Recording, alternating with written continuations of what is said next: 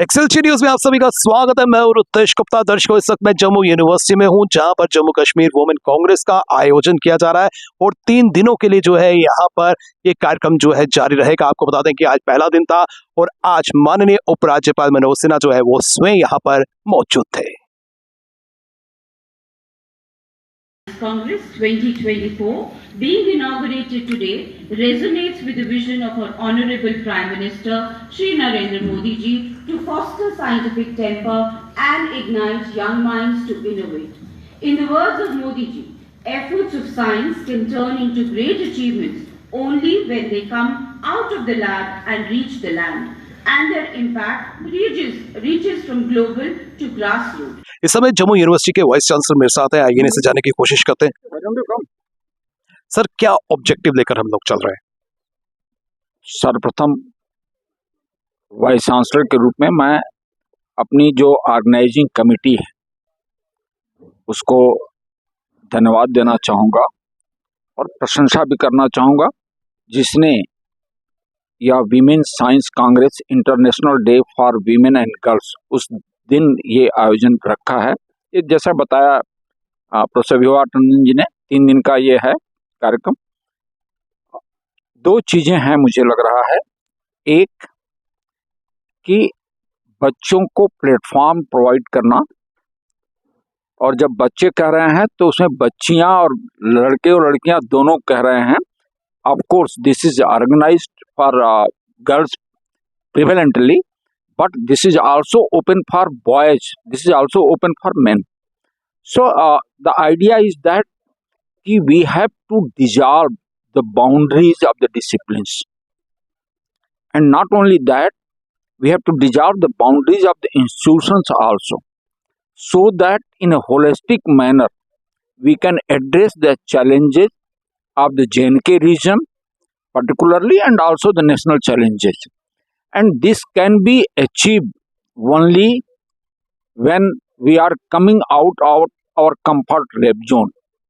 So in that sense, the science and technology J&K government that has extended support, science and technology government of India, Department of Biotechnology, and we are fortunate that Professor Vibha Tandon ji, who is the chairperson of various programs of science and technology and the biotechnology, Department of Biotechnology. So she herself is here, and these students would get the opportunity to interact with her and to find out what are the avenues that can be open to them.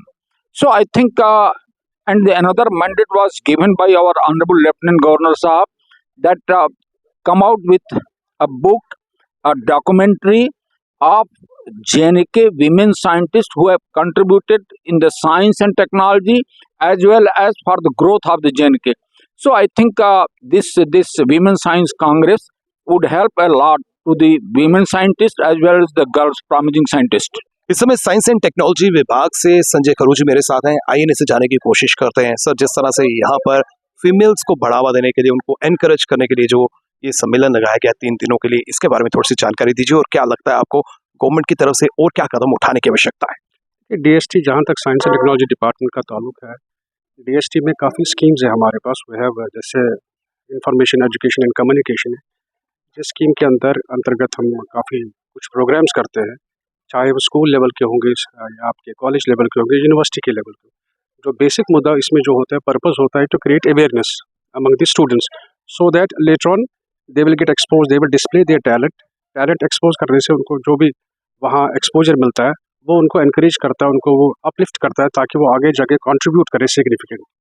जहाँ तक ये women science Congress का ताल्लुक है, इसका जो theme है, this was basically UNESCO ने, यूनाइटेड नेशन ने डिक्लेयर किया था as a international day for girls and women 11 फरवरी को, जो आज यहाँ आयोजित हो रहा है। 3 दिन का ये आयोजित हो रहा है यहाँ वुमेन साइंस कांग्रेस।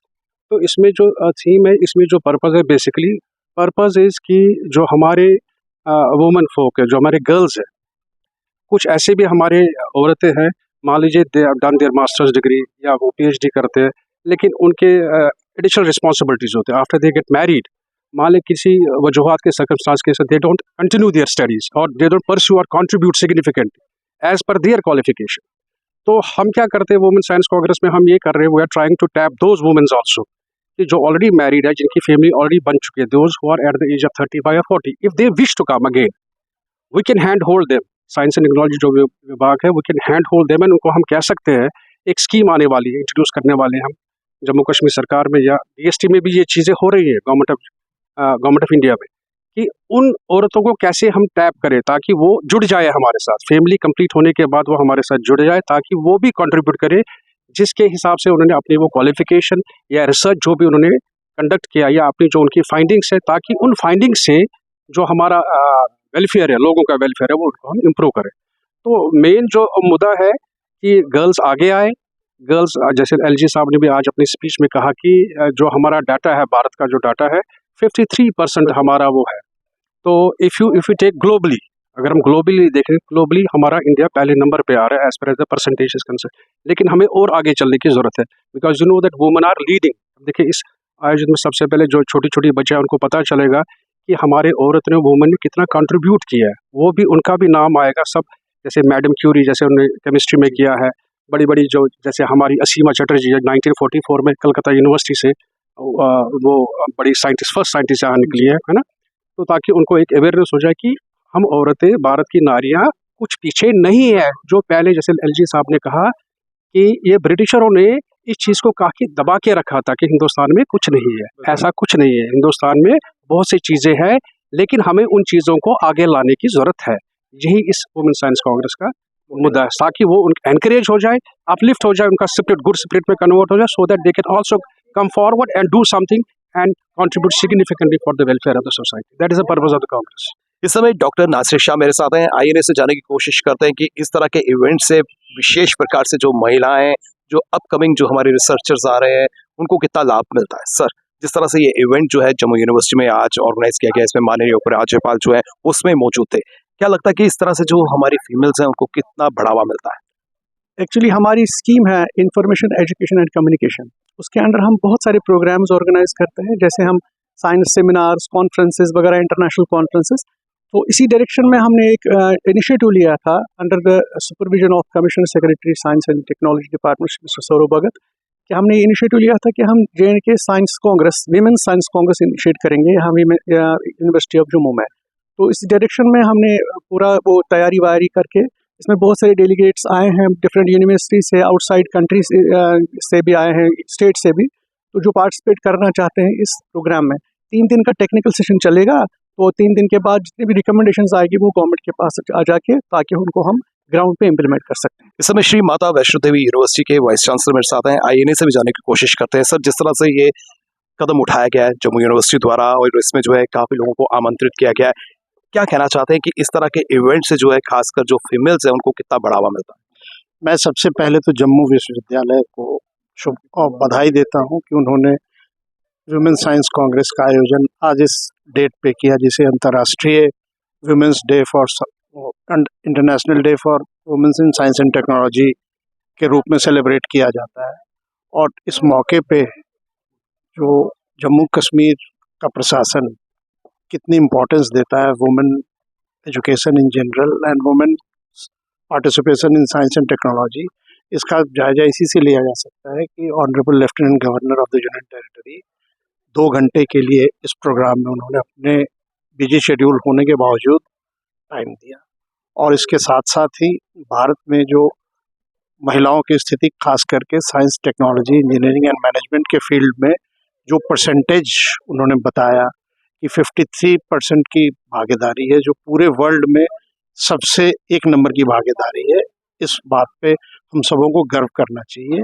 और उन्होंने और भी कुछ बातें ऐसी कहीं जो हम पॉलिसी मेकर्स को ध्यान में रखने की ज़रूरत है कि महिलाओं की भागीदारी साइंस एंड टेक्नोलॉजी एजुकेशन में ही नहीं, science and technology, engineering, management के फैकल्टी पोजीशंस में भी, रिसर्च इंस्टीट्यूशंस में भी उनकी भागीदारी होनी चाहिए। और उनकी भागीदारी को सुनिश्चित करने के लिए जो नीतिगत फैसले लेने हैं हमारी जैसी संस्थाओं को, उन नीतिगत फैसलों को लेने का अब समय आ गया है।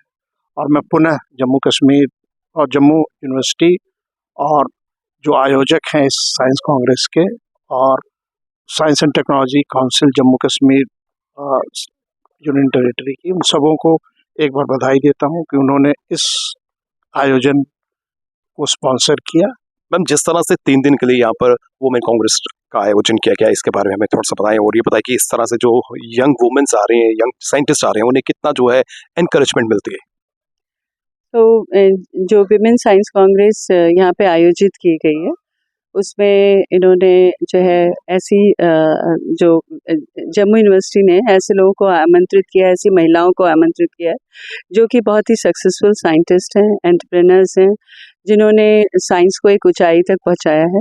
उसके साथ साथ इसमें बहुत सारी लड़कियां, हमारी महिलाएं जो रिसर्चर्स हैं, उन्होंने भी वो भी भाग ले रही हैं और उससे उनको एक जो है वो देखेंगी कि किस तरीके की महिलाएं, उनके लिए एक रोल मॉडल की जो कमी है वो इस आयोजन के थ्रू वो पहली बार ये देख सकेंगी कि कैसे रोल मॉडल्स, कैसे साइंस में बहुत सी महिलाएं जो है वो बहुत सारी दुविधाओं, बहुत सारी जो है वो प्रॉब्लम्स के बावजूद कैसे वो बहुत ऊपर तक जाती हैं, कैसे उन्होंने सक्सेस अपने कैरियर में प्राप्त किया है और साइंस में नई नई डिस्कवरीज डेवलपमेंट में हिस्सा लिया है।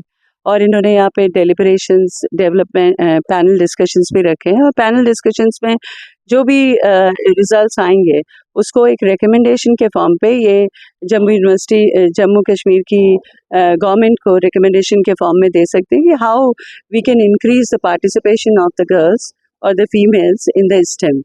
और इस पूरी आयोजन में मुझे ऐसा लगता है कि क्योंकि हर तरीके के लोग हैं और सबसे अच्छी चीज़ है कि हमारे पास इसमें बहुत सारे मेल फैकल्टीज़ भी हैं, तो एक इंटरेक्शन मेल और फीमेल फैकल्टीज़ का भी होगा, जिसकी वजह से जो है वो मेल फैकल्टीज़ को भी ये पता चलेगा कि क्या कुछ ऐसी चीज़ें जो हमारी फीमेल साइंटिस्ट उनको नहीं बता पाती हैं, वो शायद अपने लेक्चर्स और पैनल डिस्कशंस के थ्रू अपनी मुश्किलें उनको बताएंगी, तो जिसकी तरफ वो भी एक नए तरीके से सोचना शुरू करेंगे। और society, not only government, the society needs to take new initiatives to bring more and more girls towards the science and STEM. निसंदेह ऐसे कार्यक्रम से हमारे जितने भी यंग वुमेन्स हैं, रिसर्चर्स हैं, साइंटिस्ट हैं, उनको कहीं ना कहीं जो है लाभ मिलता है और ऐसे इवेंट से जो है वुमेन्स को काफी एनकरेजमेंट मिलती है। फिलहाल नितिन कनोत्रा और मुझे यानी रितेश गुप्ता को दीजिए इजाजत और आप देखते रहें एक्सेलसियर न्यूज।